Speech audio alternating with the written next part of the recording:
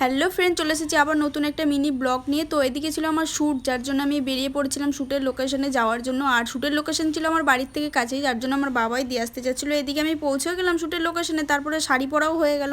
এদিকে দেখো আমাকে ভূতের মতো লাগছে। তারপরে আমার আর মৌয়ার কথা একটু শুনে নাও তোমরা।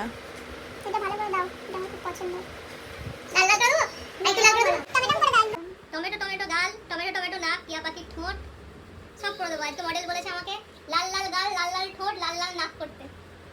আমাদের কথা তো তোমরা শুনেই নিলে। আর তারপরে হয়ে গেছিলো আমার হেয়ার স্টাইল, তারপরে আমি খেতে বসে পড়েছিলাম। তো খাওয়া শেষ করে আমার প্রায় লুক ডান হয়ে গেছিলো, মানে হয়ে গেছে প্রায়। তো তারপরে চলছিল আমাদের ফটোশ্যুট। আর হ্যাঁ, লুকটা কেমন লাগলো কিন্তু অবশ্যই জানিও, কিন্তু না জানালে কিন্তু খারাপ হবে, কমেন্টে কিন্তু অবশ্যই জানিও। তারপরে এদিকে চলছিল আমার ভিডিও শ্যুট।